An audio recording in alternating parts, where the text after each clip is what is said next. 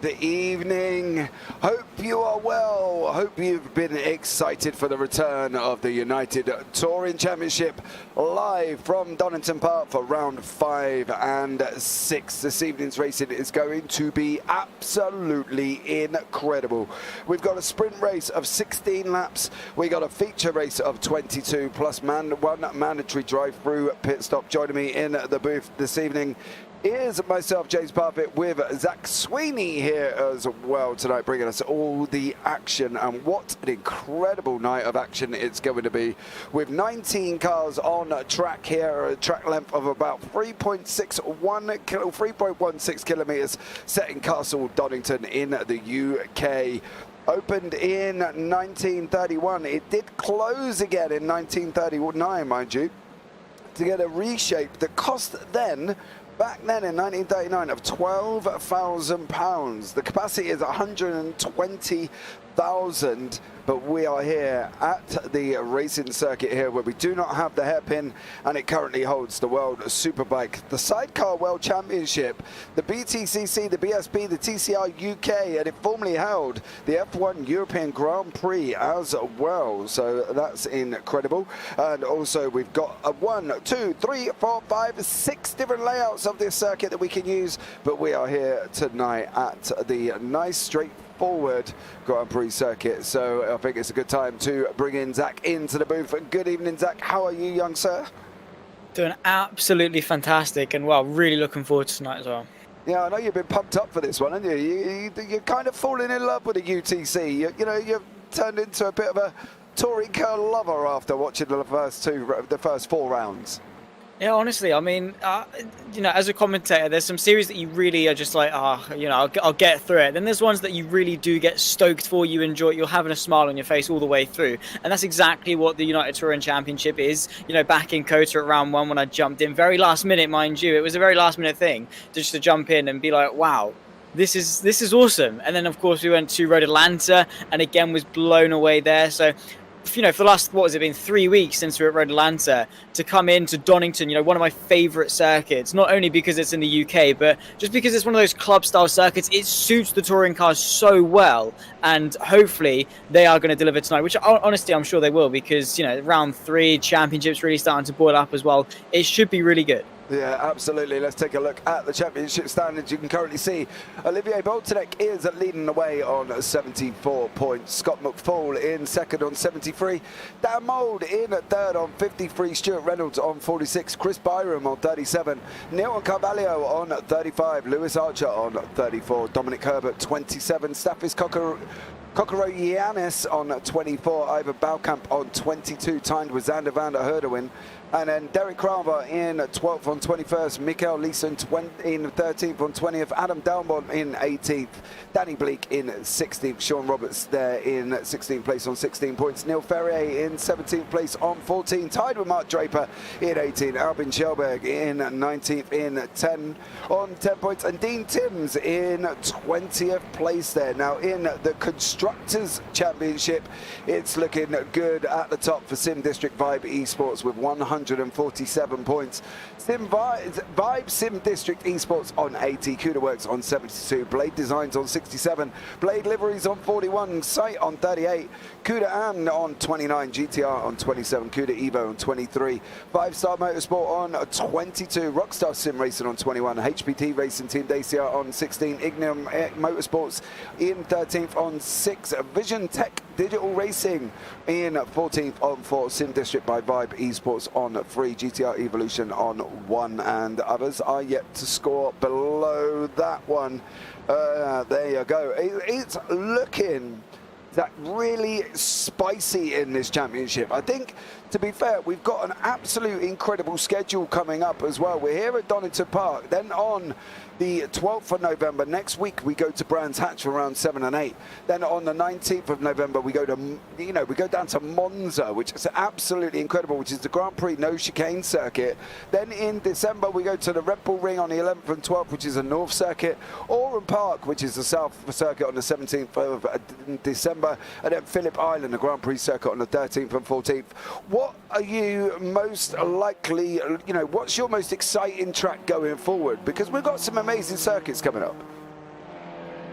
You've really put me on the spot there.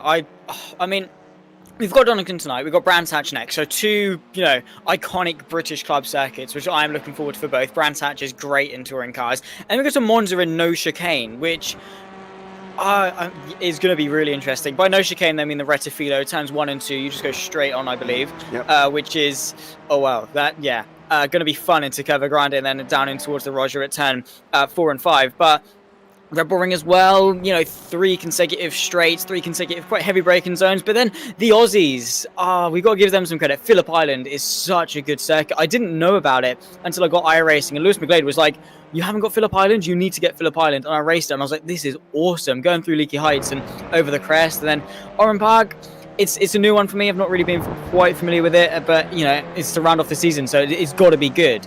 There's a lot of pros. It's just which one has the most pros. And honestly, I think we just have to wait to find out, because no matter how good the track is, it could be a really bad track, but still deliver some really good racing. And it can be a really good circuit with a lot of history, a lot of, nostalgia, sort of fan favorite sort of esque, and still have a pretty poor race. So I think we're not going to know until we get there, but definitely looking forward for the rest of the season.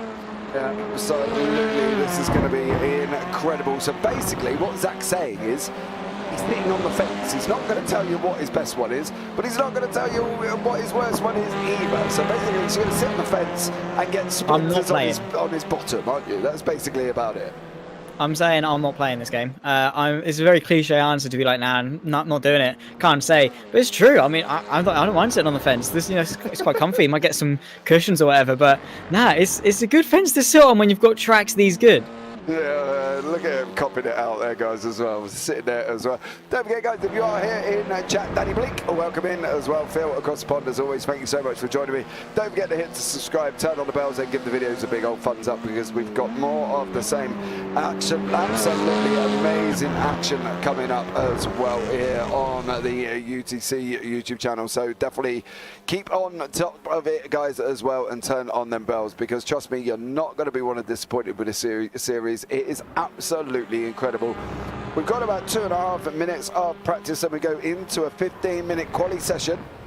That should be another interesting one. If though, Zach, I turned around and said, who's going to get pole before the end of practice, obviously you need to tell me, who do you think is going to get pole currently at the moment? Oof. I mean, at the moment, we've got Callum Reed-Garton, who's looking fairly strong up on top. Of course, just over a 10th clear of Dan Mould, who's, third place in the standings, not bad at all. But then we've got our reigning champion and championship leader of Olivier Boltonic in P3. So we've got a lot of good options, and it is very, very close. Of course, it's not the longest circuit, especially the national layout of Donington. Of course, even the Grand Prix circuit only adds 2 corners, but there's still quite a bit of time. So it's a short circuit. It is going to lend itself to a really close qualifying. I think Boltonic might have this one in the bag. He is really good in terms of qualifying, but if we're going off practice solely, Callum Reed-Garton has shown some good pace. Absolutely, Callum Reed's at top 1:11.35 at the moment as well. As we can see here, number 80 car of Dan Mould there from Blade Designs. He's going around. Derek Crowther currently behind him, his teammate there as well. So it's going to be an interesting one. I think these guys are going to be absolutely flying this evening, and I don't think it's going to be, I don't think we're going to be disappointed in what sort of event we've got. And I think with this touring car, I love touring cars. BTCC is absolutely incredible. It brings that door rubbing, it brings that out-and-out action racing, Zach, doesn't it? And I think that's what this series kind of epiphanizes at the moment. Yeah, I mean, with some open wheel cars, sorry, I just got a bit of saliva in my throat. I can't really speak at the moment. You really timed that very poorly. No, I was looking up. You're right. No, I'm good. I'm professional. No, it's yeah, these cars are really good, and as I was saying before I completely choked myself, the open wheel cars are often, you can be quite scared to race them because obviously they're really fragile, and of course, motorsport isn't a contact sport and whatever, naturally you're going to get contact. It's inevitable. It's like saying you're not going to get tackled if you play football. Like it's going to happen, innit? It just depends if you roll on the floor and cry. But no, in an open wheel car, if you get tapped, chances are you're going to spin. Chances are you're going to end up with a bit of damage. In these, if you get it a little bit wrong and you rub doors a little bit, no harm, no foul. You can get away with it. Of course, it's great to see some clean racing, but you often do see that. And you often see better racing when you have got that sort of allowance for error, because people aren't scared. People know that if they go in and they have a bit of door banging, it's not going to end their race. So they're going to go for those moves. They're going to be a bit more, wanting to go for it. And that's what we really like to see. And that's what we've been spoiled to all season long. We've seen really close fights, some outstanding moves, either to the outside or darting to the inside. These cars are so capable, and it lends itself to bring some really good racing. Of course, both the sprint and the feature race. We've got 2 races, so just double the action. Absolutely as well. And we start off with the sprint. But before that, we've got the little situation of qualifying going on. Who is going to get qualifying? Well, Zach reckons Olivier Boltonek. We haven't seen much of Scott McFall this evening, so it'd be interesting to see what Scott can do and how he's going to fare with these cars. I think, it's Scott McFall over at the end of the day. I don't think we're really going to doubt Scott's ability. I think, he's going to be right there or thereabouts as always anyway. So I think from that point of view, it should be an interesting one. He is here in the session, just waiting for him to get out on track. They are looking, it is an open quali, so they do have to pick the space when to go out. And at the moment, Olivier Boltonek has decided there, Zach, he's going to go out first. You don't really need slipstream around Donington. It's a tight and twisty circuit. You don't gain much from being in the slipstream, and you're definitely not going to gain as much as you are going to lose having to follow someone through the corners. A little bit of outwash. Of course, they're not very aerodynamically capable, these touring cars, but being close behind someone is naturally going to slow you down just a little bit. So Olivier Boltonek doing the right decision, I think, of just getting out ahead of people, trying to put some laps in, because in a championship at the moment decided by 1 point between themselves and Scott McFall, 74 and 73 apiece for Olivier Boltonek and Scott McFall in the championship. You need to nail some qualifying results together. While it's not going to be the deciding factor, it well could be, and it's definitely going to give you a good helping hand if you can get some good laps in qualifying. And Boltonek is not leaving up to chance. No, he's gone out and started leading us away straight away, and I think this is going to be one of them things that is just going to be absolutely flying here. I think Olivier is going to be pulling this off and do an absolute stunning job, because I think overall he's just going to be on top of his game. I think he's in the Audi, he loves the Audi, he's been in the Audi continuously. So I think from that point of view, I think he's just going to be flying away with it. I can't wait to see how this turns out, because it's going to be pretty spicy, this one at Donington as well. It's, short circuit, close action. We're going to be spoiled, mate, I think, tonight. I think we are. I mean, again, I'll big up Donington just a little bit more. It's a great circuit. I mean, we saw just recently with the British F4 Esports Series a race at Donington a couple of weeks ago around Donington, and it was so good. We had packs of 4 or 5 cars fighting for the race lead all throughout the half-an-hour race, and they were so close. And that was in open wheel cars, which we've already said are a little bit scary to overtake. These are touring cars. You can send moves, and Donington keeps everyone nice and close. There's plenty of opportunities really to get the moves done. You can send a move into Redgate because of how wide it is going in, how much it tightens up at the apex. You can go for a move, of course, through Hollywood and down the Craner curves. Not the best place, same too with the old hairpin. You can send a move into McLean's, and if you're lucky, you can sort of nip up the inside through Coppice, and then you've got the final chicane as you go through Goddard's for the final corner, and then it all starts over again. There's plenty of ways to get a move done, even in the most unorthodox of ways. And because these are touring cars, you can go for moves in places you don't usually expect moves to be made. Yeah, absolutely. We've got Olivier Boltonek leading the way on 112.98 currently at the moment. Milky 1616, welcome in, and thank you so much for joining us here. And you can see on the left-hand side, we've got Olivier Boltonek, Staffis Kokorianis, Ivan Balkamp, Derek Crowther, Sean Roberts, Dominic Herbert, Mark Draper, Rob Sluter, all currently setting times, and that is currently your top 8.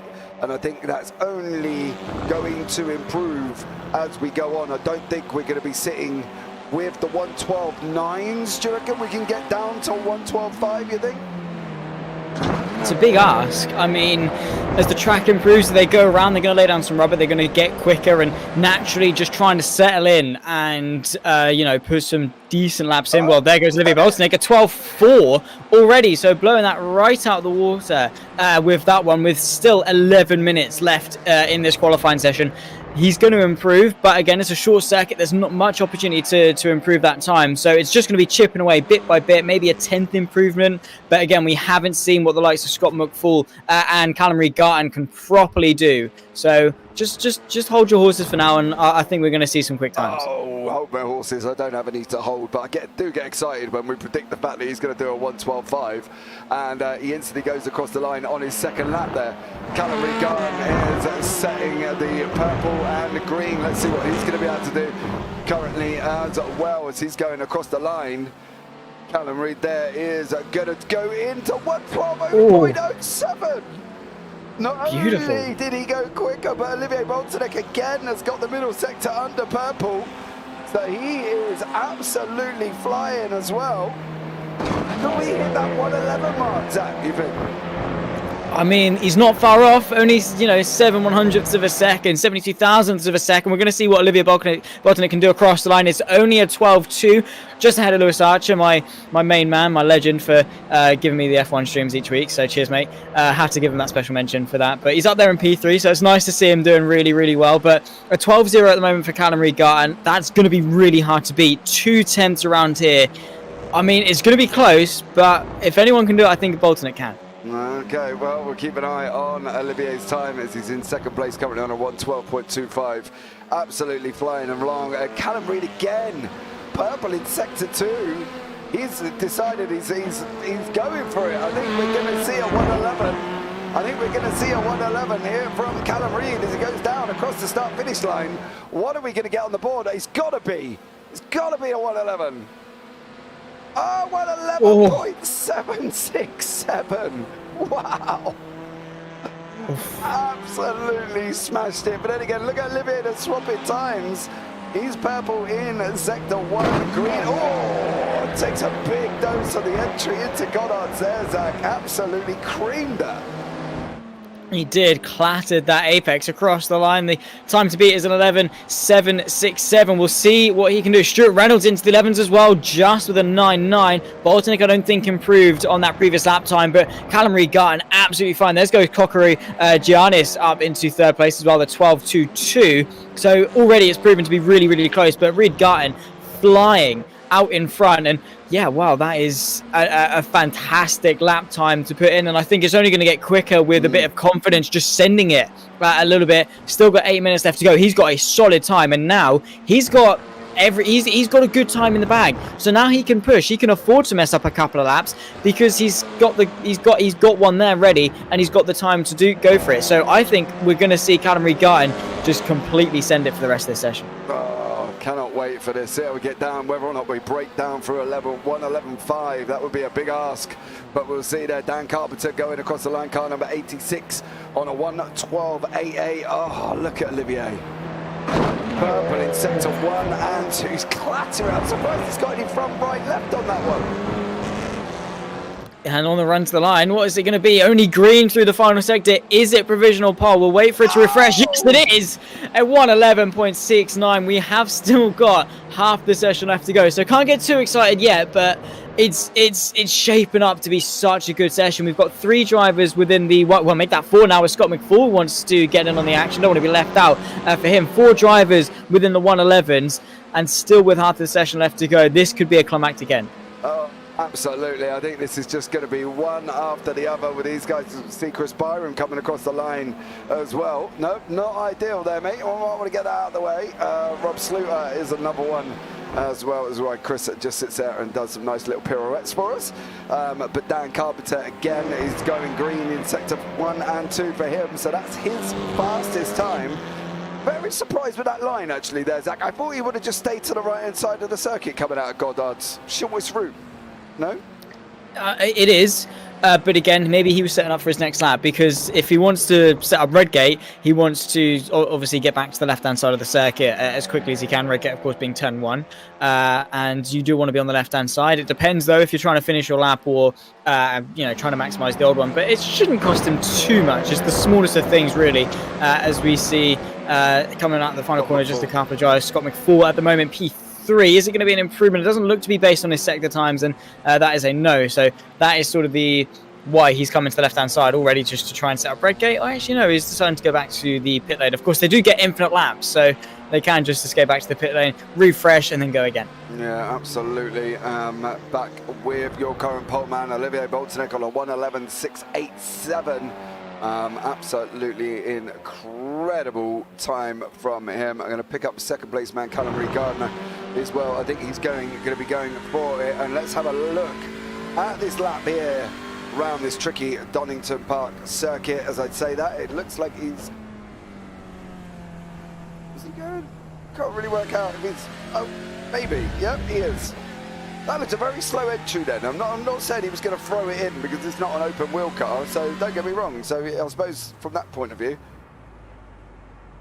no. I mean, he has just set provisional pole, so you might want to just take a bit of a slow lap. But again, these are touring cars. They're not exactly aerodynamically very capable. Maybe just want to take a slow down, cool the tyres down and then go again. But he's just put it on provisional pole, so I don't think he's too eager to straight away go for a very quick blinded lap. And you, definitely can tell that he's just taking it a bit easy.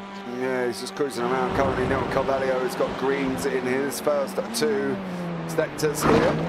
Oh, another one bouncing that curve. I'm surprised they're not copied slowdowns or off tracks at that point, because that's a lot of sausage curb and a lot of curb they're taking there, Zach. You know, are we looking at off tracks and slowdowns? Is it really going to be one of them big moments here? Are we going to be looking at the cars going down, especially down into the old hairpin? Do you think the slowdown situation is going to come into account, or what do you reckon overall?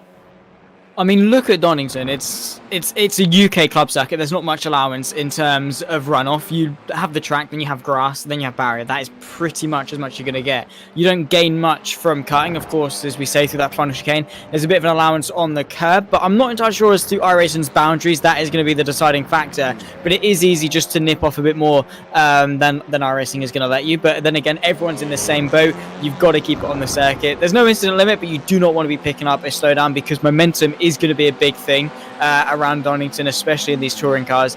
You don't want to pick up a silly slowdown just for trying to get the extra 1,000th of a second, but definitely you can tell using a lot of that inside curb heading into the final chicane and into Goddard's. But in terms of purposefully doing it, absolutely not. It's going to be one of those things that if you run a little bit wide off the exit, say, of McLean's or off the exit of Coppice and go slightly off track, that's when you're going to pick up those 1Xs and slowdowns. It's not going to be because they're trying to be too eager on the track limits, I don't think. Yeah, absolutely. There we go. So let's see how this one pans out. We've got 3 minutes remaining currently at the moment. Sean Roberts just done 2 greens and a yellow at the end. He's still down in 17th place, unfortunately for him. Nilton Carvalho here is currently in 7th for Vibe Sim District Esports. So Nilton there as well was involved in some blue flag shenanigans, should we say, last time out there, Zach. I think was what really kind of shone from that last one. The racing was absolutely epic, but that blue flag situation did cause a little bit of a problem, and Nilton kind of was wrapped up in the middle of that, really, wasn't he? He was, but again, it was a couple of weeks ago, so if you forgive and forget, he's got to try and redeem himself and bounce back, and he's doing a great job of doing it up there in P7, only half a second actually off pole position. Goes to show how close this qualifying session is. 1 second, just over 1 second, gets you all the way down to P14 of Dan Carpenter, so very, very close indeed in qualifying session. But for Nilton Carvalho, he's got to come into today and just, you know, try and shrug everything off, shrug off Road Atlanta and continue for the rest of the season. Yeah, absolutely. He's got to have a good old go and see. There you go, guys. There are the gaps on the left-hand side. As you can see, 1 second down into 14th. Look at Callum Regarten. Look at Callum Regarten. 2 purples across the board. He's got this last chicane now. What is he going to be doing? Going in to the final one now. Oh, that looks a bit of a different entry point. Did he get the off track for that? As he goes across the line, it is yellow. Is there going to be an improvement now? 1:11.416. So he improved minutely, but he still improved, Zach. On a lap time that good, that's what you can really ask for. is a small improvement, really, for Callum Reed-Garton, because yeah, I mean, he's already at the pinnacle. It's going to be difficult in terms of improvement. It's like a really quick improvement, and then you get to a point where it's like it starts to level off a bit, and your improvement starts to sort of decrease, because when you're that close, it's so difficult to just find that small thing that's going to gain you some time. But still, 2.5 tenths clear of Olivier Boultonic, who at the moment is going to join him on the front row.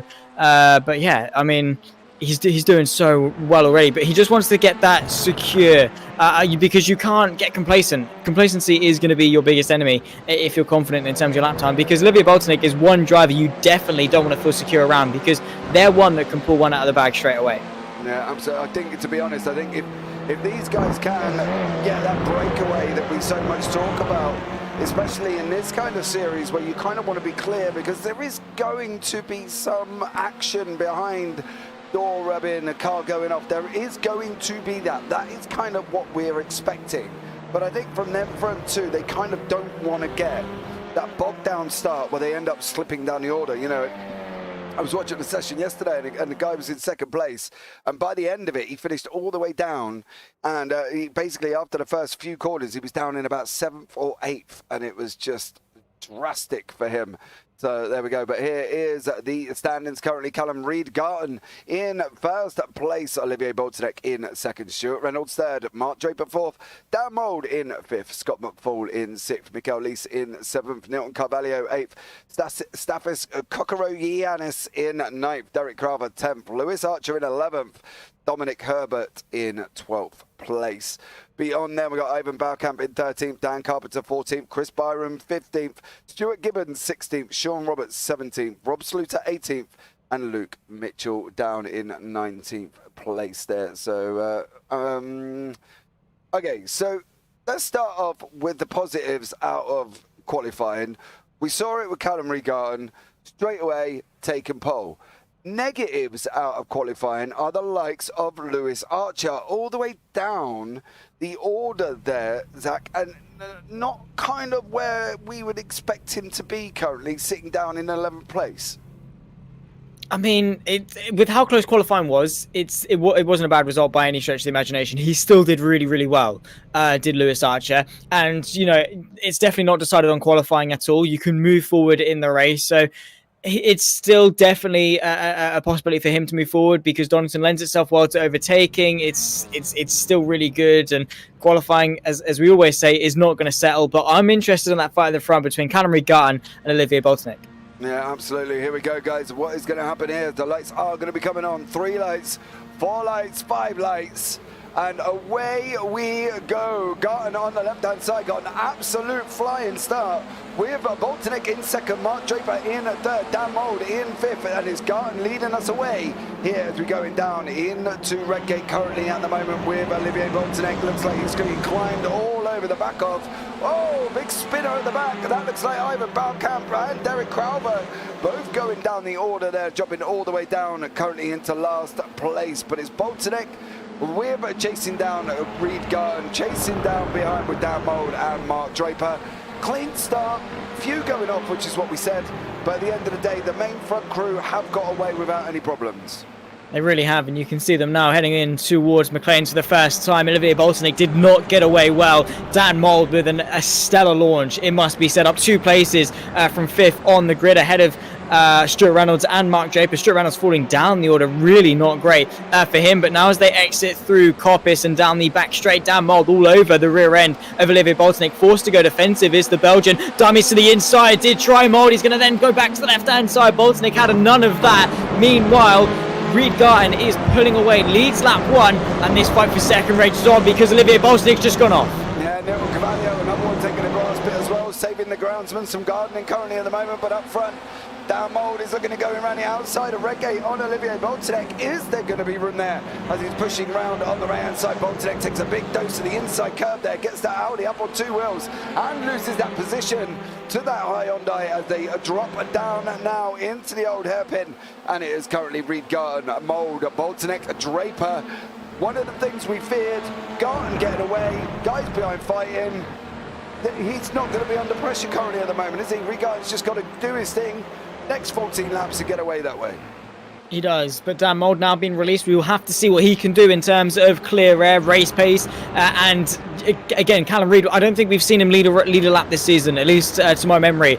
He hasn't been towards the front, so who knows how he's going to deal with pressure. It's one of those things that you either thrive under or you're going to crack under. And as soon as that gap is now under a second, you can see Dan Mold is still pretty close to Callum Reid-Garton with the pace through McLean's and Coppice, and what was a pretty substantial gap to lead him off the first couple of laps has now turned off, but there's a mistake from Dan Mold and Bosnick's back through. Those sorts of things is what's going to help Callum keep his lead.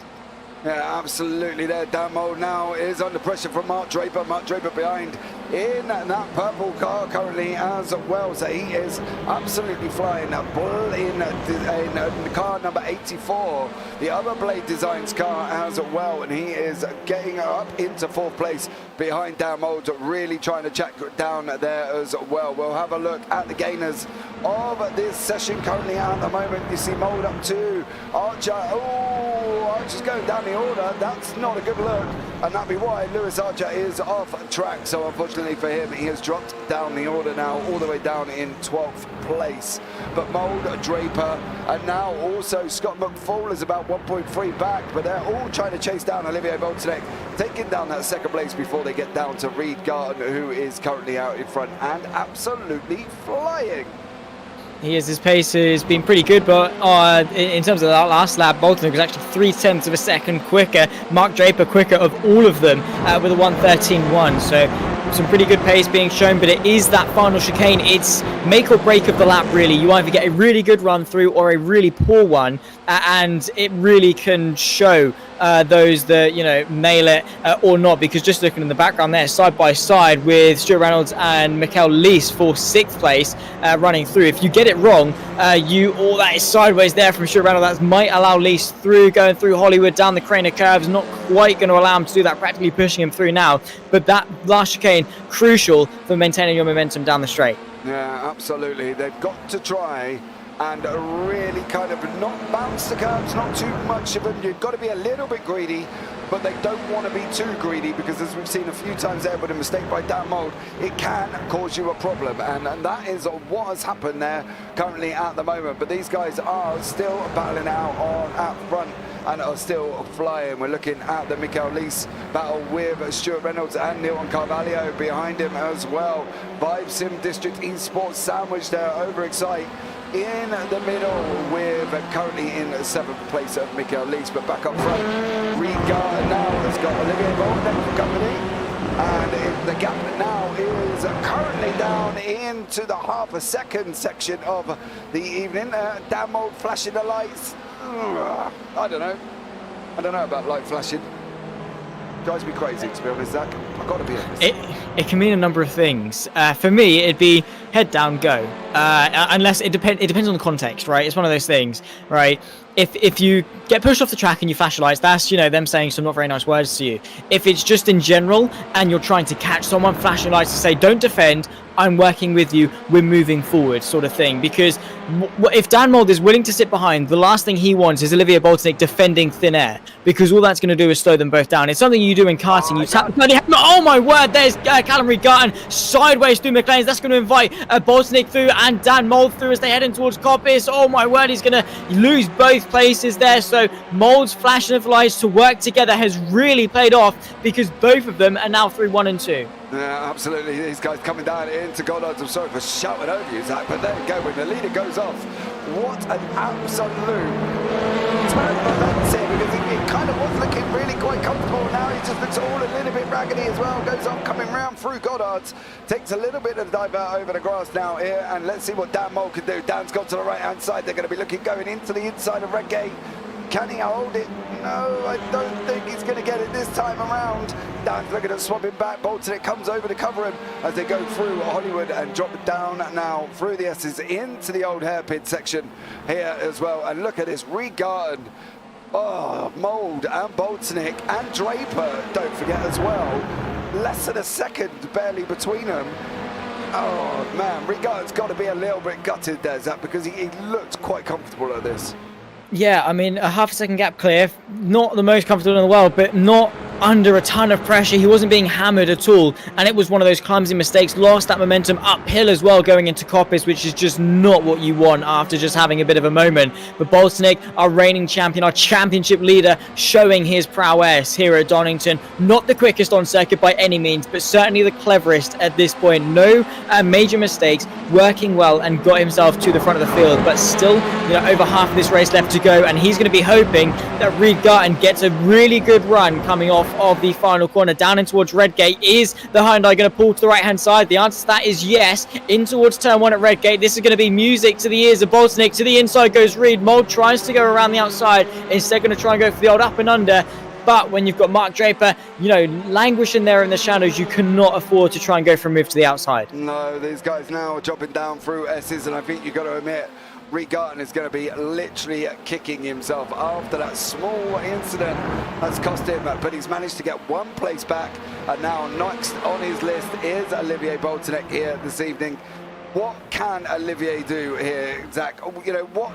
What option has he got against Reid Garton? We know he's flying.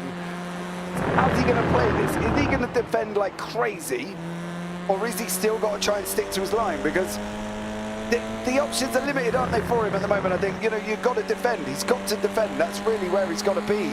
And if he doesn't, Reid Garton's going to have him either way. So it's going to be tough for Bolsonaro at the moment. Let's step out of this race for the moment and look at the championship. He's 1 point ahead of Scott McFall, who at the moment is in P5. First or second, it's still points gained. He's still going to defend because he wants this race victory. You can see Bolsonaro there. There goes Reid Garton to the outside of Redgate. Is he going to go for the move and settle his way around the outside? He's about halfway alongside. Bolsonaro gets pushed to the outward excursions of the circuit. Dan Mould sitting there in the shadows waiting as they go through Hollywood. Now down the crane of curves. It's going to be the inside for Reid Garton, but it'll be the inside for the old hairpin for Olivier Bolsonaro. Going to hold firm. Dan Mould trying to find the gap through. Reid Garton going to go for the switch back, get the drive up the hill through McLean's, and then of course eventually Coppice. Has he got a nose ahead? He's definitely got the run. Dan Mould pushing him through, and what a fight we've got here. Yeah, these guys are too wide for pretty much most of the circuit. And Reid Garton again, and Bolsonaro still too wide on this run round McLean's up until Coppice. Dan Mould getting involved with Draper there as well. Draper reminds me of this guy who's just going to sit back and think something's going to happen, and I'm going to be there to pick up the pieces. What's going to happen? We don't know. We are going to find out in the next 8 laps. Reid Garton is not going to do this down into Goddard's. Too wide down into Goddard's. Is he going to now slip in behind? He is. Bolsonaro's got that slow run, Zach, we were talking about, and now he's going to be coming under pressure. Look at Dan Mould as well. Literally, you can split them with a blanket. They're so close. They're free. Is they going to free wide into Redgate? Oh, Bolsonaro's in the middle. Dan Mould on the right, Reid Garton on the left, Mark Draper in there as well. Oh, Zach, that could have ended badly. Oh my word, yes it could have, but they are very respectful, all three of them. They are giving their absolute all for this fight. Mark Draper's just there enjoying the show. At the moment, they're in P4, waiting for his opportunity. Same to with Dan Mould, just to try and be opportunistic. But for Olivier Bolsonaro, I don't think he's fair. He wants to win this race. As I was saying, take a step out. He's ahead of his championship rival. He's still extending his championship lead, but he wants this race victory, which is fair enough to defend. Feed Reid Garton to the pack of wolves behind him with Mould and Mark Draper just in as well, and that could play to his advantage. He's got just under half of this race left to go. Bolsonaro so far has defended brilliantly, but Reid Garton has been relentless with this pressure. The 45, the Belgian, slightly defensive into Goddard's. What's Reid Garton going to do? Doesn't quite go for it, just dummies the move, forces Bolsonaro to have that slow run coming out, and then eyes up the move for Redgate. Yeah, again, these guys are coming down into turn 1 there. Olivier Bolsonaro, Reid Garton now. Garton trying again round the outside. Where is Mould going to go on this one? He's not going to go anywhere. He's just settling down, but they are too wide. Running round Redgate. Is Reid Garton going to be able to keep his nose in round the outside? Olivier Bolsonaro on the inside there. The Hyundai and the Audi go racing down into the S's here as well. Can they hold this now? There's got to be... Oh, there's got to be... Oh, no. Keep it clean, boys. We don't want it to end. I think that's the thing, Zach. We don't want it to end with somebody being off track, do we? We want this to end on the race circuit with... Whoa! Reid Garton there. Big old one on Olivier. Oh, he's gone! Has he held it? He's held it! Oh my word, he's going to settle back there in 4th place, but he's got Scott McFall there. He's going to pick up the pieces up into 4th place. Callum Reed-Garton, that is front-wheel drive for you, ladies and gents. He managed to keep that point in a straight line, completely ruined his momentum. A couple of seconds off the fight for the race lead. Dan Mould up there now because he overtook Olivier Bolsnick. If these three continue to fight, do not count out Callum Reed-Garton, our pole sitter, because he can close that gap, same to as Scott McFall, and get back into the show. Yeah, I think the one for me that's looking quite comfortable at the moment seems to be Mark Draper.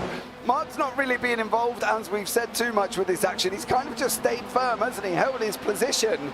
But now he's got this opportunity and he's looking at going up the inside of Redgate over Olivier Bolsnick. That's him through as well. Oh, he's come back at him. Oh, he's up. Draper's off, taking a little bit of a diversion off the side of the circuit. But all the while now, Dan Mould's opened up nearly 7 tenths, absolutely flying. And here we got Scott McFall and Reed-Garton having their battle around the old hairpin as well. Do we think, though, that with this, Scott McFall's clearly not been on the pace. He couldn't keep up. He's now gaining because these guys are fighting. Reed-Garton has just got that Hyundai and is literally throwing it everywhere possible on this circuit. I think you can guarantee he's probably covered every piece of tarmac that remains here at Donington, and he's doing it again. You know, Scott McFall's got a tough job here to try and hold Reed-Garton back, hasn't he, currently, Zach?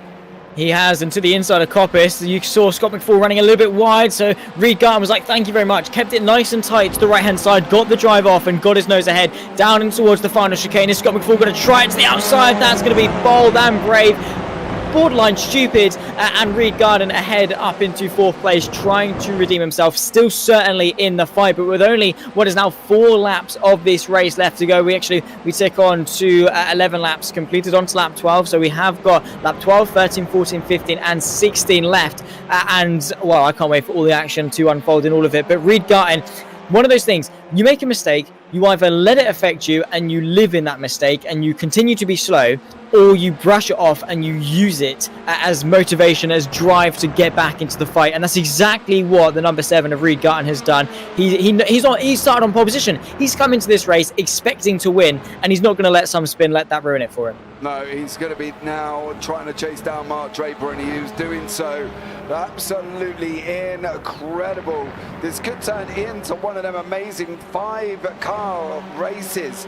You know, and from that point of view for us, that's going to be absolutely incredible, right? A 5-car race is going to be amazing. But do we think it could be a bit sloppy here as well? Because Reed-Garton is flying, and we can see he's flying. Dan Mould's under pressure from Olivier Bolsnick. Mark Draper's going to be involved as well. Reed-Garton's going to be coming through, lap through. We've got 13, 14, 15, 16, 4 laps now to go. And all in all, you know, what an up-front battle we've still got going. And we've got Draper doing a 1:11.559, the fastest lap of the race, here on the end of lap 12. It's been fantastic to watch. We haven't really had opportunity to glance our eyes elsewhere because a 5-car fight for the lead, you can't miss that. Why would you want to? Look at the stakes. The championship protagonists are up there as well, 1 and 2, 1 point separate them, and they're fighting in 2nd and 5th, separated by only a couple of car lengths, and you cannot miss this whatsoever. Mark Draper has seemed so comfortable. He's been the only one that's kept consistent there, chilling in P3, it must be said. He's felt really comfortable, setting some good lap times, and maybe just sat waiting for those moves, because right now, let's be honest, Bolsnick gets ahead of Dan Mould. Dan Mould comes back at him next lap. It doesn't mean much. So maybe Draper's waiting for those final couple of laps where he can really hold firm.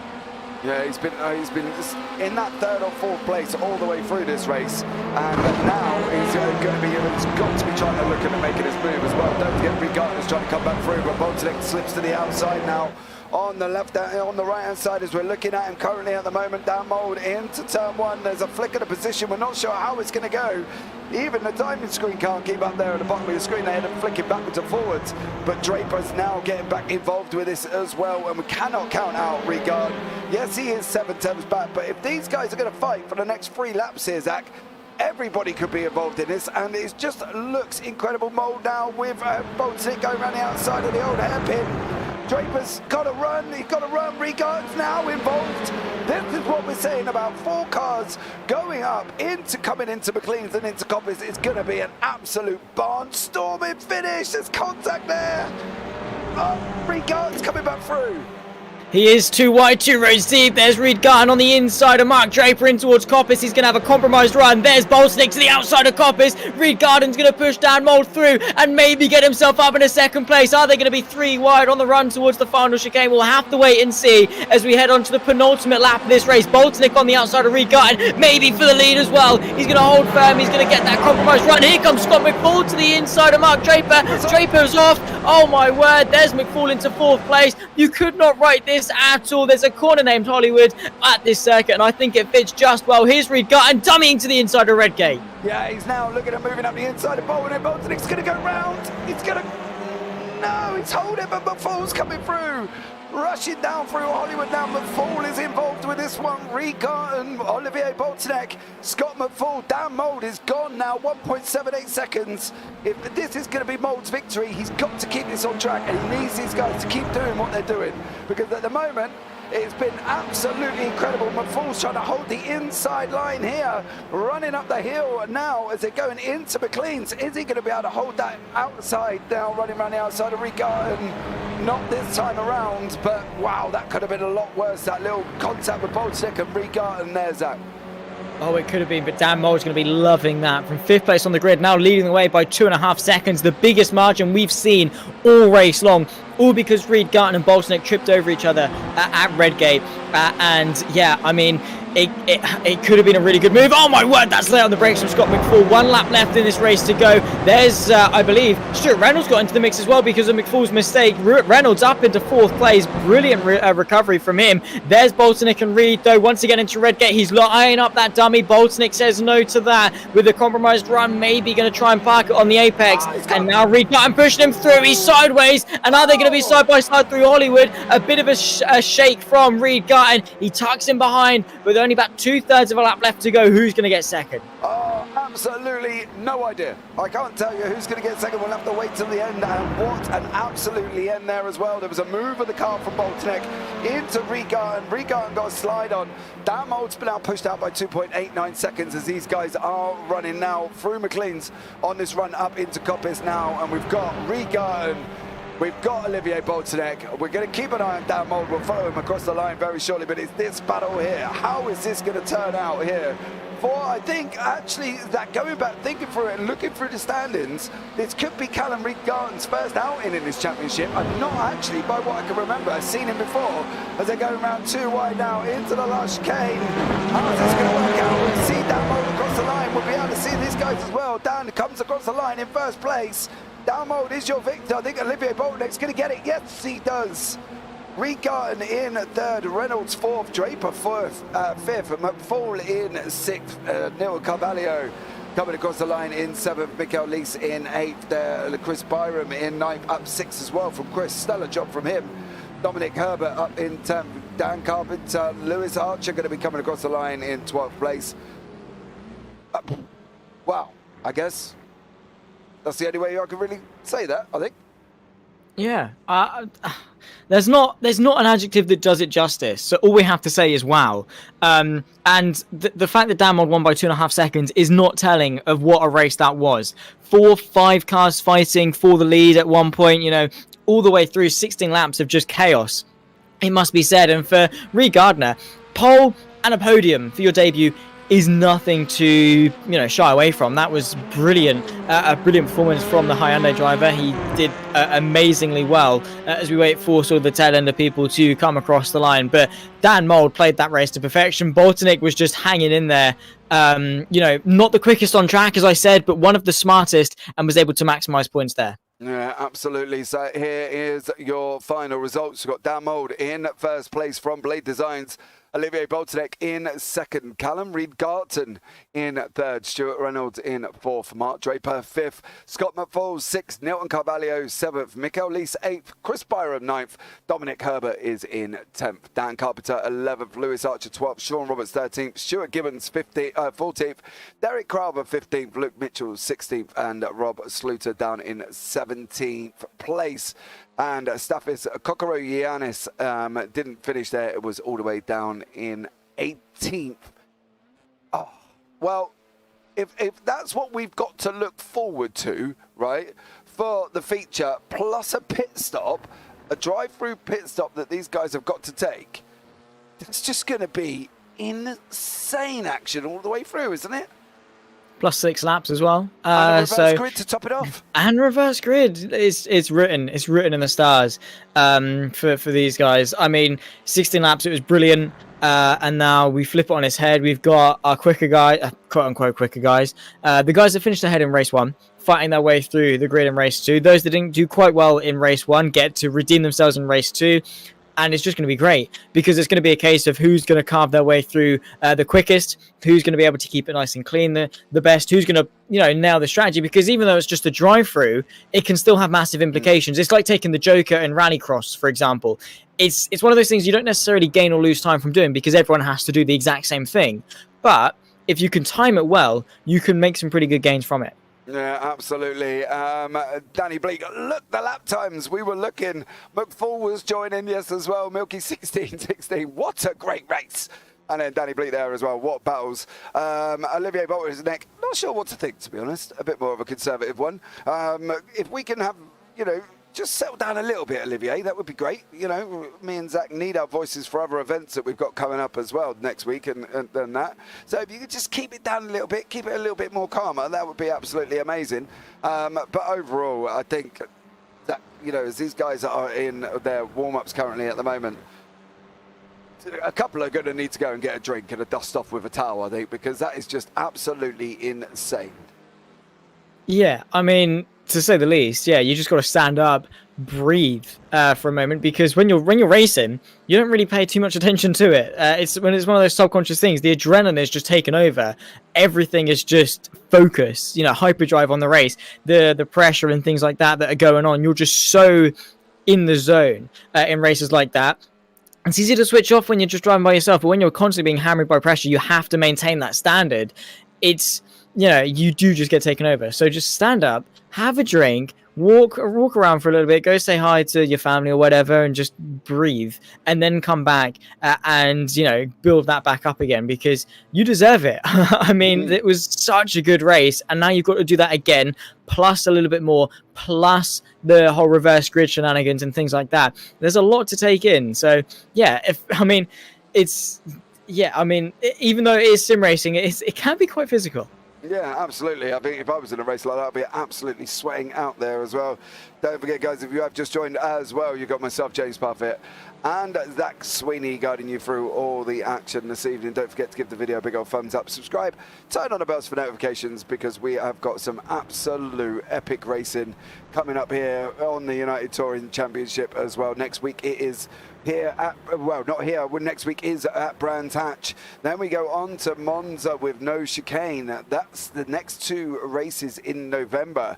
And I think from our point of view, Zach, if this one's like this, how are we going to cope with the other 2? Because Brands Hatch, with these cars and these drivers, Beautiful. I mean, we said it in the pre-show a little bit. The calendar we've got is beautiful. I mean, as you say, Brands Hatch next, then we go to the Rebel Ring and Monza just after that. I think it's the Monza, then the Rebel Ring in that order. And then, of course, we round off the season with Phillip Island and Oran Park, which, again, 2 great circuits for the Aussies to sort of, have their fair share of things. The Aussies are sort of underrepresented, I think, in sim racing. They're fairly quick guys, to be fair. But, yeah, it's just a great, touring cars can go anywhere. They're a great combination pretty much wherever you put them. Club circuits, Grand Prix circuits, it doesn't matter because they're going to race and they will race well. And I think Donington's proved it. We've been to COTA, which again proved it. Road Atlanta proved it, where these cars, you can just put them on a circuit and they will race. And that is going to be epic. And going to need to start doing some vocal exercises, I think, before each show because, yeah, my voice I don't think can take that much. No, definitely not, to be honest as well. We've got Stuart Reynolds. He's having a bash at poor old Zach in the booth in Discord currently at the moment. Poor old Zach's getting a little bit of grief from Stuart. So that should be interesting to see how that one pans out. Oh, but there you go, guys. If you want to come and join us, come and have a go. Put your little comments in the Discord as well, guys, because that is where Zach's been under some grief from Stuart Reynolds. Never mind, Zach. Never mind. Don't worry, mate. We got the feature to go. You'll be all right. You can get through it. It's fine because he's already put in his vote. He can't take it back now, so it's fine. He's already voted me best commentator for the old VCO simmies. So you know, if anyone else wants to chirp in, not saying to do so. Just if you want to click the link and then go to best commentator and type in Zach Sweeney, no judgment whatsoever. Just if I'll slide you a Fredo. I'll slide you a Fredo just under the table. No one needs to know. And brilliant because I won a nomination. Arjuna Kankapati, right? He won it last year, 2021. Yeah, I saw. That was his second year of commentating. All right, I'm all right with Arjuna. However, it's my second year of commentating as well, so I'd like at least a nomination potentially. If you guys can, I'd love you if you did. No, I'm joking. It's just great to be. Guys, right, this is the thing. Me and Zach have spoken about this before, right? He's not actually joking. I think because of the fact that what we do week in, week out, and what we do every single week is something that we love, right? We love commentating. We love everything that we do within this environment. And Zach can probably vouch for this. I'm not saying anything out of turn.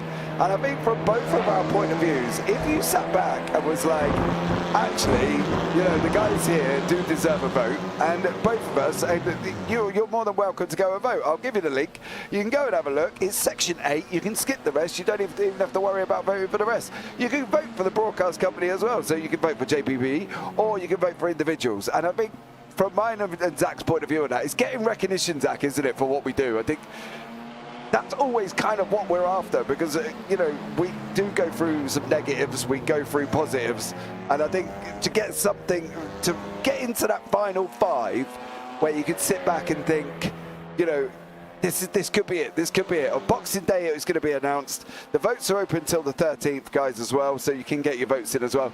But it's just recognition, isn't it, Zach, and appreciation for what we do up in the booth, really.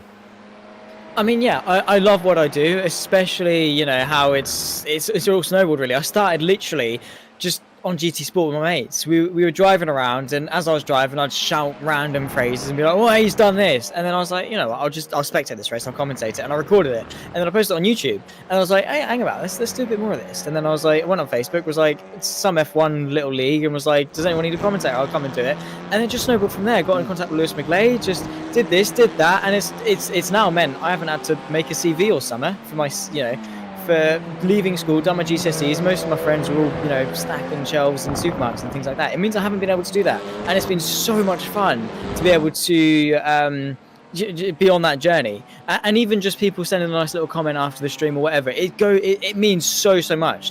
So for those that are being able to be nominated for the Simmies and to receive the Simmies as well, yeah, well done to them. It must mean the absolute world, and it is great to be able to have the privilege of being able to give everyone sort of the show, because it's easy work, but it's not easy work in that sense. And I give a lot of respect to anyone that can sit and talk and try and entertain, because it's pressurizing. It is public speaking, granted it's through a screen, but it can still be quite nervous.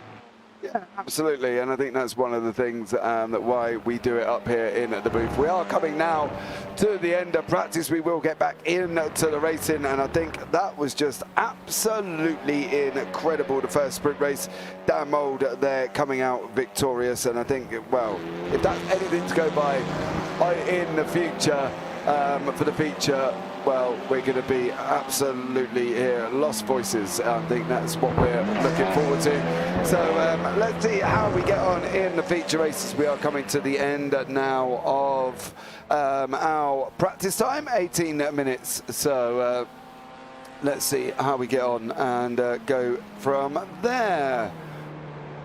As Dan Mould, I will respond to that. And let's see what we can get.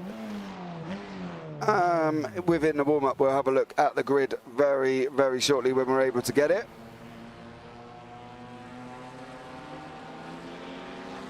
And this should bring us now as we wait for the end of warm-up to kick in. We should be able to show you The grid for race 2. Ivan Baukamp will be in first place. Staffis Kokorianis in second. Rob Sluter third. Luke Mitchell fourth. Derek Crowther fifth. Stuart Gibbons in sixth. Sean Roberts in seventh. Lewis Archer eighth. Dan Carpenter ninth. Dominic Herbert 10th. Chris Byram in 11th. And Mikael Lees in 12th place. Beyond that, we have got Neilton Carvalho 13th, Scott McFall 14th, Mark Draper 15th, Stuart Reynolds 16th, Callum Reed-Garton 17th, Olivier Boltinick in 18th, Dan Mould in 19th place. Full reverse, Zach, it's going to be absolutely incredibly spicy. Ivan Baukamp has got to get away and do his thing straight away, hasn't he? Because he's going to be under a heap of pressure. That's the thing with these reverse grid races. You've got to get underway pretty well. We are going to the lights very, very shortly. But yeah, Ivan Baukamp, head down and get on with it. There we go now. The lights are out. Down now into turn 1 we go.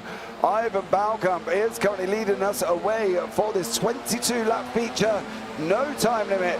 Plus the drive-through pit stop as well. So Ivan Baukamp, Staffis Kokorianis now 1 and 2. Luke Mitchell, Derek Crowther here behind them there as well. And our guys from the last race, Callum Reed-Garton is up 3. Dan Mould is up 3. So them guys are flying through the timing now at the moment, and they are making gains left, right, and centre. Oh, it was a big one there. That was. Oh, whoa, hold on. Let that settle down. That was Sean Roberts, I think. Yes, it was Sean Roberts at 9.39. Luke Mitchell. Dan Carpenter's also taking an excursion as well. And now, Kokorogiannis is in first place. Nice stuff. And yeah, he just sort of went unnoticed really because of the carnage and the melee that continues through McLean's on the exit, uphill in towards Coppice. And Kokorogiannis is doing a really, really good job. Here's Olivier Boltinick trying to pick his way through the carnage and the melee. Oh my word, that was very close. Oh my word, loads of cars off track, nearly 5 wide as they run their way through. There is Dominic Herbert running side by side with the Belgian in towards the final chicane. Also Mark Draper trying to follow him through to the inside. He has got his nose ahead, going to compromise the pair of their exits. There goes Lewis Archer, a couple of cars off just in front, and what a chaotic start to this race. Yeah, Mikael Lees was taking a bit of a dive out of grass as well. Mark Draper here as well. Dan Mould, Olivier Boltinick. We are now literally here with the back end of these guys with Mark Draper, Lewis Archer, and Mikael Lees there as well. There's more contact. Archer's off track. Currently at the moment he's now down in 12th. We've got people in the pits. Herbert, Carpenter, Carvalho, Reynolds is stopped in there. Mitchell stopped in there. Roberts is stopped in there. And there's no Rob Sluter out on track, but Kokorogiannis out in front with Baukamp in second place. Derek Crowther in third. Reed-Garton now having a battle with Scott McFall, as we can see here on your screen currently at the moment as well. And well, you know, we've got 20 laps left of this. You know, they've I know we asked them to settle down, but that's a crazy beginning. Yeah, I mean, that's what reverse grid gets you. Here's Reed-Garton and Scott McFall all the way up towards the top. Also, Kokorogiannis falling back the order. There he is, settling into P3, but that is not great. Whether it was a slowdown or a bit of a slide or whatever, Ivan Baukamp has been able to get ahead. Same too with Derek Crowther. Chris Byram up 7 places. Reed-Garton and Boltinick up 12 apiece as well. Scott McFall has tumbled down just a little bit as well. There's a couple of cars heading into the pit lane, and it is just so much carnage, so much chaos. Hard to keep up with it all, really. In towards Red Gate for another time, and there's Olivier Boltinick on the back of Stuart Gibbons. Yeah, absolutely here as well with these guys. Olivier Boltinick, Stuart Gibbons now. Boltinick's going on the inside of Gibbons and running around through the S's and into the old hairpin. He is going now. That is Boltinick now up into 6th place, up 12 places with Reed-Garton. And as I say that, Boltinick's off track. Took a little bit of a, well, I'm going to say wider line because he did go wide, but he was unfortunately off the track as well. Dan Carpenter's been involved in an incident and has kind of jumped straight into the pits here as well. Kokorogiannis trying to defend hard with Chris Byram behind him. And wow, that's just unbelievable start to the feature race. I've got to be honest, I wasn't expecting that, I think, Zach. I think I was expecting a little bit more sort of calmer action than that. That was just incredible. Yeah, I mean, very chaotic, very dramatic, and yeah, I mean, they really did not want to settle into this race very well. There's Olivier Boltinick already into the pit lane, a couple of cars as well just in behind McFall and Archer as well following him in, so they're coming in for their drive through very, very early. I think, which is something I don't think we did see at Kota or Road Atlanta. Drivers did leave it quite late, but maybe trying to get out of the traffic. They know things are going to happen. They don't really want to be a part of it. Yeah, I think you're just kind of looking for clean air, aren't you, at the moment, because there was so much going on at that beginning run. There was people all over the track. Reed Garton's now making a move up beside Byram here. Is he going to get this into Coppice? He's not going to get it this time. Yanis again. 3 wide going down here. I don't know what it is with that corner, but Yanis seems very, very slow. Goes round, but Reed Garton manages to keep going. Only just, mind you. Only just. And Yanis, you can't do that. I'm sorry. I mean, to the inside of Coppice, it's just not going to work, especially when you're already 3 wide. It's just 9 times out of 10 not going to work. And Reed Garton is very lucky, I think, to still be pointing in the right direction there. Yeah. And yeah, I think he's been really quite unlucky. We saw him out of a bit of a moment in race 1, a couple of moments actually in race 1. There is Yanis pulling off to the left-hand side, which is a shame because the pace has been there for him throughout this, the race, especially to get off, but just a couple of small mistakes and things like that have really tarnished his momentum, and he's decided, unfortunately, to park the bus. But this is the fight at the moment for our race lead between Ivan Baukamp, the Dutchman, followed closely by Derek Crowther in second place. Chris Byram and Callum Reed Garton are very, very close in behind, only a couple of seconds, and Reed Garton was our pole sitter for going into race 1, so he's definitely on a charge. Yeah, absolutely there as well. These guys up front, Baukamp and Crowther now flying. Byram 2.7, Reed Garton is literally 4 tenths back from him as we follow this battle down into Goddard chicane, going right. We're not going left this time, mind you. And here we go. How is this going to all pan out at the moment? Ivan Baukamp still manages to hold it from Derek Crowther. It looks like, Zach, from what everybody's got in, the complete pit lane time is about 20 seconds. Now, that isn't, as we found out before, 20 lost seconds, is it?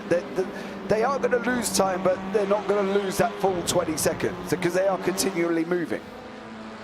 Yeah, I mean, they are going to probably lose around about 17, 18 maybe. And they're moving, but relative to everyone else, they might as well be stationary. Not stationary, but yeah, they're losing a lot of time relative to those around them. But again, everyone's in the same boat.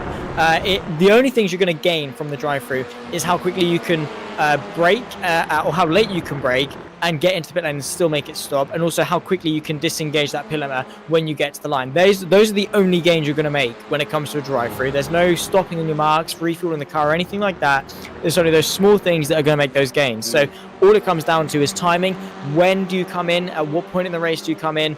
And yeah, where do you come out also? Because your in-laps and out-laps are both equally important. Yeah, absolutely. Dan Moulton now up 14 places, looking at jumping up the inside of Byram into Goddard. He's not close enough this time around. I think from his point of view, he's just got to settle in. The front two are about 3 tenths back from each other at the moment. None of these top 5 have gone into the pits as of yet. There is basically everybody from 7th downwards have gone into the pits, so they are still nestled in there. But Dan Mould and Chris Byram and Ivan Baukamp and Derek Crowther are locked in 2 little pockets of battles as we've got 15 laps remaining here for the Donington Park feature race from the United Touring Championship. And I think, well, I've just been blown away. The beginning of this race was just absolutely chaotic. The sprint race has been amazing. So what more could we ask for? And we've got Milky and Jack going, come on, Blade, as we've got Derek Crowther in 2nd place and Dan Mould in 4th. And we've also got Mark Draper in 6th. So it's a Blade 2 gap, 2-4-6 there, as these guys are now trying to make up through the order. I think, 2 seconds, I thought that was going to be rather close. As Baukamp now on the right-hand side, Crowther slots in behind him there, Zach. I thought they were almost going to come to contact around the Coppice there, but not that time. Not that time, but Crowther is applying the pressure now. Ivan Baukamp might get a poor run. Here comes Reed Garton. Because of that backwards momentum, both of them, Crowther and Baukamp, were on the poor line going through that final chicane, and Reed Garton was able to just fly his way through. Now to the inside, and a pair of them into Redgate. What a move this is going to be. Ivan Baukamp sandwiched in the middle. There goes Crowther trying to go to the outside, not quite being able to work there, but Callum Reed Garton sails his way up into 1st place. purely by taking the race line through that final chicane. Balkamp and Crowther made the vital error of going side by side. It's completely ruined their chances for the race lead now, because Callum Reed-Garton is going to just check out, say bye, and off he goes. Yeah, let's hope he doesn't check out too far. But I'm also interested to see where he comes out on his pit stop, because I think overall from these guys, they're going to be looking at about, well, you can see Boltonek down in 15 seconds back. McFall 20. We're looking at maybe 12 to 15 seconds they might lose, I think, Zach, even though they are continually moving and obviously they're going at a reduced pace. But I think it could be getting really spicy after this round of pit stops. I think now we've got the positions where we're in. I think from Balkamp, Crowther and Mold needs to be making moves as well. He needs to get onto the back of Reed-Garton if he can, and looking at really trying to open up that gap, because I think these guys could be involved in that mix when they come out in regarding 5th and 6th, and I think that's what I'm currently predicting at the moment. Yeah, I mean, the good thing is that Boltonek, McFall, those that have already come into the pit lane for their drive-through have had clear air, whereas Reed-Garton and Dan Mould have had to be a part of this pack, particularly Mould still languishing behind Crowther and Balkamp, is losing time lap after lap, which isn't great. He needs to get ahead, as you say, pull that gap, and is now going to try and do that to the inside of McLean. This is going to be very, very close indeed, but Dan Mould is going to get himself ahead. Crowther didn't fight that one too much, so definitely knows who and who isn't in this race, because Dan Mould won race 1. All you're going to be doing is hurting both of your races if you try and fight that. Yeah, my fear is, though, for Dan Mould is Ivan Balkamp is a strong defender. Like, he will defend for his life. He is in the Honda as well. Then he's got the high Hondas around him, but Mould has got to be looking now. He's just got to run that line into that chicane and try and get that better exit out, because I tell you what, Balkamp's going to be, he'll be out there building a wall if he can, mate, out the window of that car, I tell you. If he's got a kitchen sink in there, he'll be chucking it out to try and slow down Mould down, because at the end of the day, Balkamp does defend. As I say that, he goes in deep into turn 1, into Redgate. He's not going to let this go around the outside. Oh, movement of the car there. I told you, mate, that was the kitchen sink, that one coming out, I tell you, because he does defend very, very stoutly. Yeah, blue shells, bananas, whatever it is, you name it. He's using all the Mario Kart tricks that Ivan Balkamp is to keep Dan Mould behind. It was a mighty send into Redgate, it must be said. And Dan Mould, we've been informed, just banter those light flashes, which is a bit anticlimactic. So I'd much rather sell it as, I'd much rather sell it as he's trying to, egg him on a bit, a bit of DPS drama or whatever. Try and sell you some false storylines or whatever. But now there's the dive in towards Coppice. All that sideways from Ivan Balkamp. Dan Mould going to force his way through. This is touring car racing at its finest. And now to the inside of this back straight. Maybe we could see Byram get involved as well there in 5th place. But Dan Mould to the right-hand side of this final chicane. We've got Crowther sat there in the background with the racing line. Could get the move done. Ivan Balkamp to the inside, and he's tapped it round, and here comes Crowther up in a second. Yeah, Crowther now made a benefit out of that one as well. We've got 3 blade designs, Crowther, Mould and Draper all behind him currently. If you can see, Draper is in a different coloured car. For some reason it didn't update, but it's now updated. And it's the 3 blade designs guys currently sitting in 2nd, 3rd, 4th. Chasing down Reed-Garton, who's about 4.5 seconds up the road. So it's really going to be what Boltonek can do. The gap from Boltonek to Reed-Garton is currently 16 seconds. Pit lane time round about 20. So that's going to be even more exciting, because now we can see that they're going to roughly, technically, should come out together. But as we've seen previously, for some bizarre reason, that 20-second pit lane time that we're getting the information for doesn't necessarily equate to what they're going to lose on track. They're just leaving us guessing, I suppose. I'm not entirely sure, but yeah, it's strange with the lack of correlation. But again, we'll just have to wait and see. Keep us on our toes with Mark Draper, I think, actually just getting ahead of Derek Crowther. Indeed so. So the Blade Designs cars working together quite nicely. Dan Mould up in a second, but you saw there, even in that couple laps of skirmishing between Dan Mould and Ivan Balkamp and Enco, Dan Mould lost so much time to Reed-Garton. 5 seconds is now the gap, and that has really cast a shadow over the rest of this race. It's going to be so hard to recover from that. Yeah, I think Mould's just got to literally push like an absolute trooper. He's got to put in them 111s that we saw him be able to do. He's got to just go full bore, flat out, I think. The Englishman's just got to get the bit between his teeth, because if he doesn't and Regarden extends this gap anymore, you can see the gaps on your left-hand side. It is 5 seconds at the moment, so he's got to go, and he's got to try and close it as best he can. But that means trying to go quicker to Regarden, which could mean to making mistakes, Zach, and I think that's what Damo doesn't want to do, because he'll lose even more time. Yeah, I mean, but at this point, what have you got to lose? You've got to recover this. You know, either right. Let's just lay it out. He's got two options: pushes and is on the limit and tries to close that gap, and he spins, right, and he's going to finish not at the front, or he slows down and he's going to consolidate where he's going to finish, which is at the moment probably going to be 4th or 5th or whatever, with the lost time maybe compared to Boltonic or whatever. So it's an interesting predicament for Dan Mold, because it depends the gap. Actually, I scrap everything I've just said. It depends the gap to those behind, because if he pushes hard and spins and still comes out in 4th or 5th, he's not lost anything. But if he just languishes back, he's not had that chance. He's not pushed and at least tried. So it just depends on how aggressive Dan Mold wants to be. It depends what he wants to put on the line to go for that. But in my eyes, if I was in Dan Mold's seat right now, 5 seconds in less than half the race, it's not really doable, especially against Callum Reed-Garton, a man that you were just able to beat in race 1. You're not going to close 5 seconds, so why risk your race? Just settle down, bring some points home. You've already got a race victory today. Just chill out and bring it back to the checkered flag, because that's then when the points are scored. Right, okay, so from that story that was so confusing, even I'm confused, and I sat here listening to all of it, are we saying now Dan Mold's just got to consolidate what he's doing? I think so, because because I got a little bit confused. I think so. No, I get you. Yeah, I did waffle on just a little bit. I did waffle. I do apologise. It made sense in my head, right? And that's what matters. It basically, right? He pushes and spins and whatever, right? Or he just sits back and consolidates. And he can try, but it's not going to be to much avail.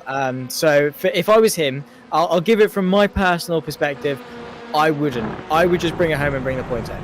Right, that's what I agree with as well. I think Dan Mold has got to consolidate, partly because Regarden obviously is your first time out this week, so he's not in the fight for the championship at the moment, right? I'm not saying if he continues up this pace by the time he gets down into Orem that he's not going to be, because let's face it, he's incredibly quick. But I think from Dan Mold's point of view, and I'm sorry, Milky, I don't think he needs to be pushing this really at all. I think he's got to consolidate. He's got gaps over Boltonic at the moment. Mind you, not a great deal, but he has got the gap there. So I think from his point of view, I think he's got to just sit back, consolidate what he's doing, and move forward, because I think that's going to be his best way of dealing with this. I think that could be where I'm looking at. He's got about 12 seconds maybe over Boltonic currently at the moment. So, he's got that time there that allows him to come back out after his pit stop and go for it. But he's got to, for those to score points, he's got to finish, Zach. And if he doesn't finish, he's not going to score points. So if he loses too many by pushing too hard, he's going to lose even more points. And I think that is a crazy maneuver from his point of view. Yeah, because it's going to be all that risk for very little rewards. If he lowers the risk and keeps the same rewards, then brilliant, because you're not putting as much on the line. You consolidate in a good set of points and bring it home, which is pretty much what Dan Mold wants. As I said, he's already got a race victory tonight.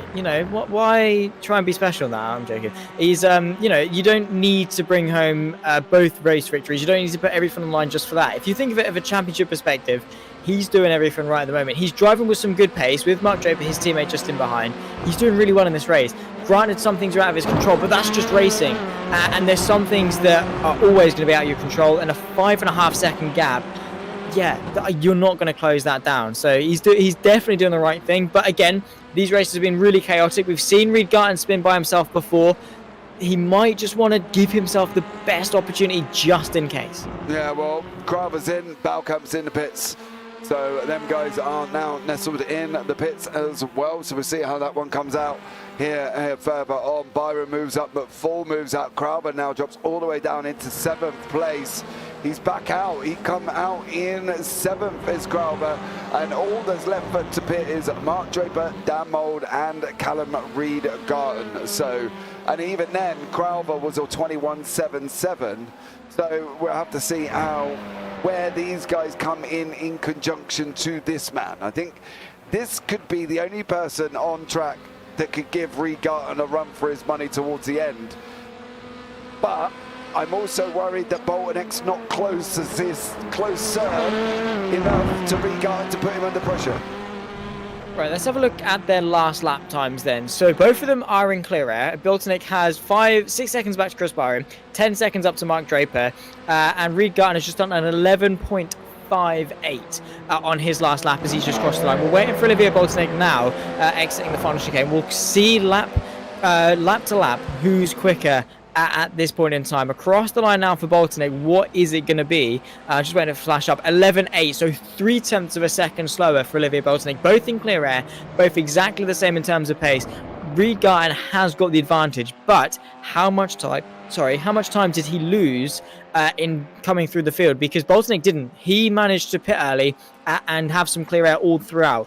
So now Reed-Garton is trying to compensate for that and make up for it. I think it could still be quite close, but right now on lap times, Callum Reed-Garton has got the advantage. Yeah, you can see their last 5 lap times on the bottom of the screen. This is a comparison both the drivers, Reed-Garton and Bottleneck. Well, Garton is just basically quicker over the last 5 laps, continuously pulled out 2, 4, 6, nearly 8 tenths plus a second. Probably could be nearer or closer to a second gap at the moment over Bottleneck over the last 5 laps. Now, in perspective, that gives Bottleneck 17 seconds to try and make up. Reed-Garton's got quicker again on a 1:11.487. Bottleneck's coming through into Goddard. We'll see what he can do currently at the moment, as he's going to be coming across the line. And let's see what lap time he pops up at the bottom as well. Another 3-4 tenths gone. It's going to be tough, I think. It's going to be tough. I think Garton has possibly got this in the bag, and he could end up having it in the bag by quite some distance. Oh yeah, for sure, and that's what clear air really does, especially for Reed-Garton. His mistake in race 1 was defending and looking over his shoulder and getting into the mix, making that mistake that put him into the pack. If that didn't happen, I think Reed-Garton would have dominated race 1 for sure. I don't even think it would have been a question, because his pace at the moment, head down consistently, he's putting in some really good lap times. That last lap, an 11.49, the quickest lap of the race so far. You know, up there with some of his qualifying times. Here's McFall side by side at the moment with Chris Byron for the final place inside the top 5. He's been able to catapult himself to the outside of McLean's, now in towards Coppice. That was a brilliant move there from Scott McFall and up into 5th. So doing really good for him, but compared to his championship rival and teammate, of course, of Olivier Bottleneck, this race hasn't been one to remember for a championship. No, definitely not. And here is Olivier Bottleneck. We think he may just get Mark Draper at the end there. Mark's going to be coming across the line on the right-hand side. There is Bottleneck, there is Draper. Bottleneck is through, and he only just made it through, Zach. So where is that going to put him in conjunction with Reed-Garton? Because if he's only just really, in hindsight, made it past Mark Draper, where is he going to sit with Reed-Garton? It's going to be close, I think, roughly, as long as Reed-Garton does remember that he's got to come into the pits, and so does Dan Mould there. So Ross Charlie, welcome in. Whoop, as he says there, joins us in chat. Thank you so much there as well. But we'll see once Reed-Garton goes in how this one materialises, and we'll see if we can find out what goes on, because I think at the end of the day, it's going to be a tight one, and these guys are really needing to put this all on the line. And I think, as we say, Bottleneck is really the only man that could probably put Reed-Garton under pressure at this moment in time. Well, both Reed-Garton and Dan Mould are into the pit lane for their drive-through, so it is just a race against time for Olivier Bottleneck, who I think definitely has second place in the bag. There's Reed-Garton already leaving the pit lane. Where is Olivier Bottleneck? Now coming down the pit straight, so it could be quite close. Reed-Garton into Redgate, up to speed, and with a good few seconds clear of Olivier Bottleneck. So with only now lap 20, 21, 22, 3 laps left of this race to go, it's his race to lose. Yeah, Dan Mould still in third place, comes out in front of Mark Draper So Olivier Boltonek now has got 3.8 seconds currently to try and make up there over Reed Garton. What do we think is, well, if there's ever a tough ask, that's basically it, isn't it? You know, try and make up these 3 seconds. But Byram is closing down onto the back end of Scott McFall. He's currently having a battle, as is Nilton Carvalho. He's trying to chase onto the back of Lewis Archer in the CUDA Works team. Nilton Carvalho in the Vive Sim District Esports. Let's see how these ones pan out as well. We'll keep an eye on the gap up front. It's down to 1.6. Is that coming down relatively quicker than we're thinking? Unless our timing sheets are wrong, I think that gap is legit. At least to me, right now, it's 0.7 of a second between Callum Reed Garton and Olivier Boltonek. So maybe a slowdown for Reed Garton. Maybe he just wants to make this race interesting. If I was him, I probably wouldn't, because yeah, if it goes wrong, he's going to look a little bit silly. But hey ho, we've now potentially got a race on our hands. 2 laps left to go, and Boltonek is going to try and give it all to get that victory. Yeah, hold on, he has lost a big old chunk of time now, and if it is down to a slowdown, and that's then wow, just wow, because that's dropping.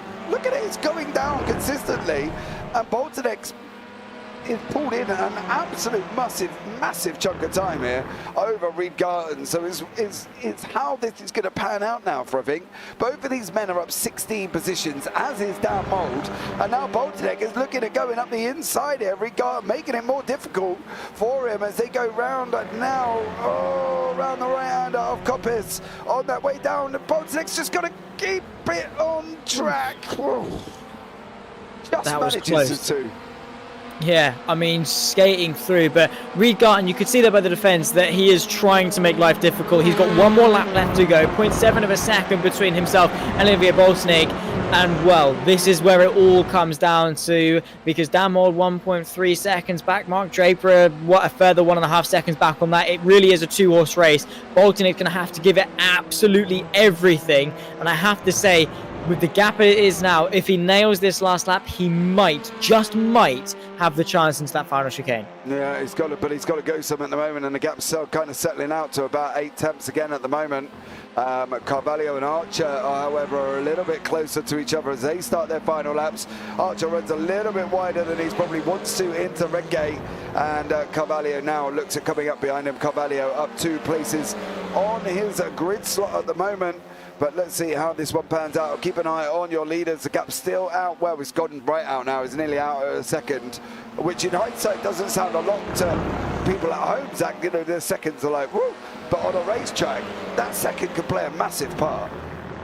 Oh yeah, a 10th of a second can play a massive part. We saw in qualifying, the smaller thousandths of a second can play a massive part. You've got to be in it all the way through, and Reed Garton, he's nailed each and every 10th of a second now across the line.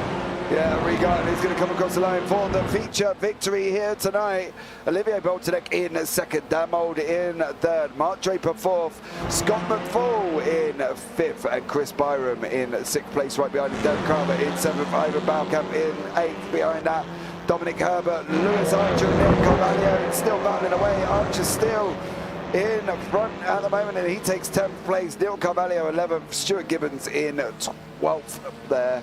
And then Luke Mitchell from GTR Evolution in 13th place.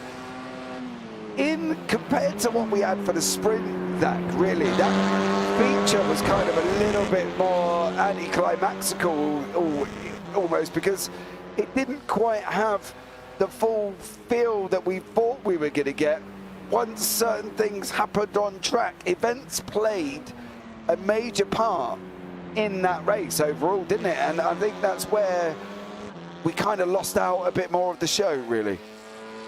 No, I don't think we did. I think we still had a show. It just wasn't quite the race 1 show. We still had things keeping us on our toes, whether Reed Garton was going to get out ahead of Olivier Boltonek, whether Dan Mould was going to get into the mix. The fighting their way through initially was a lot of chaos. But yeah, I guess you are right in the sense that we didn't quite have 3 or 4 car fights for the lead like we were maybe hoping, but still throughout the race, there was tensions throughout. Absolutely.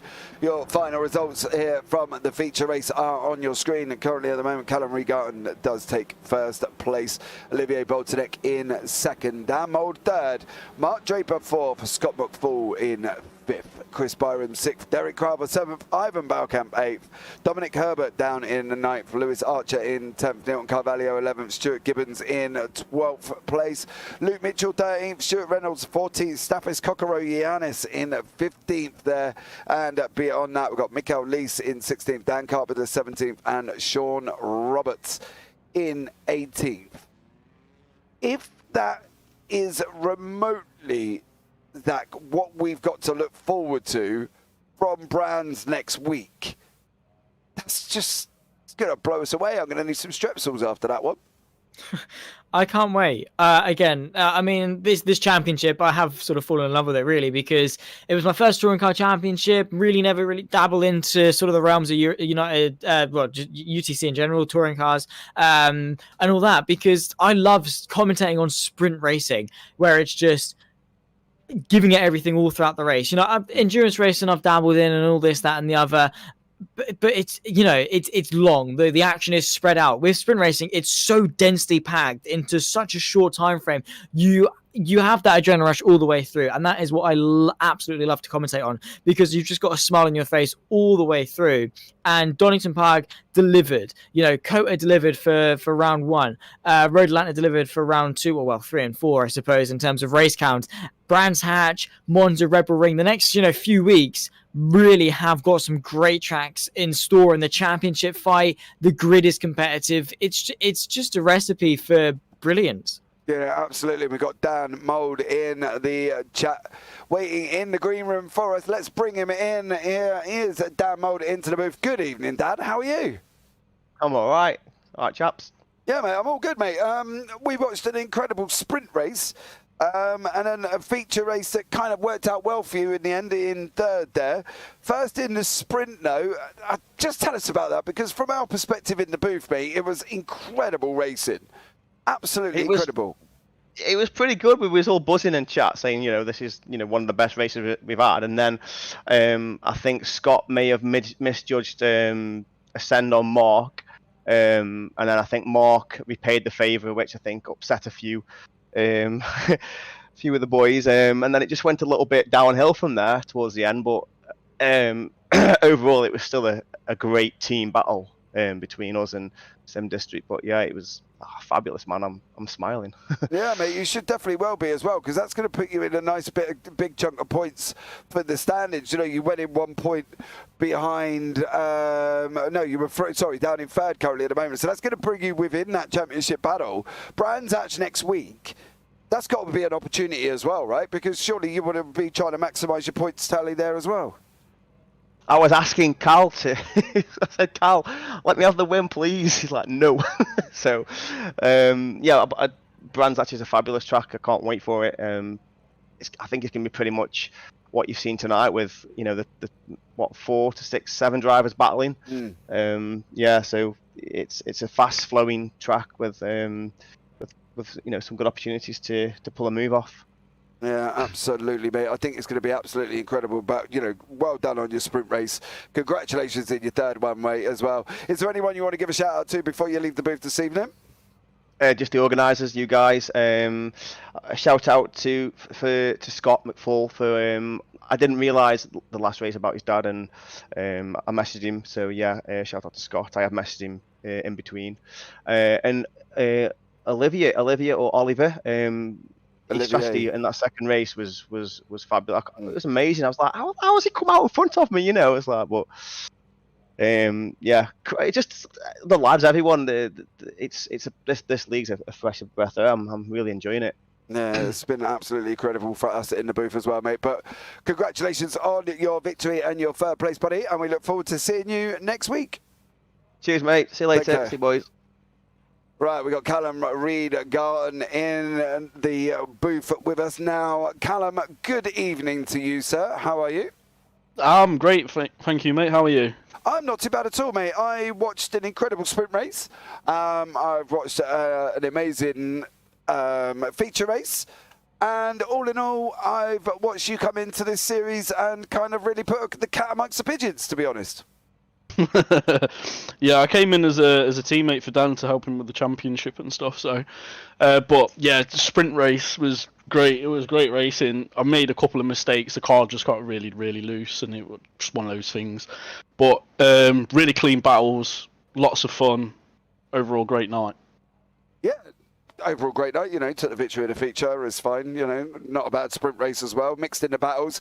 The racing in the sprint race, though, you know, that must have been intense, right? Because at one point, you know, there was 5 cars in it. I don't think actually we focused on anybody else throughout that whole sprint race, apart from that top 5, because you were swapping positions, you were door banging, you and Olivier had come to contact, you were sideways at one point with your rear end pointing in a different county, let alone not even on the racetrack, and yet you still managed to hold it and go straight in a straight line. You know, it was a tough old race, wasn't it? Yeah, it was difficult.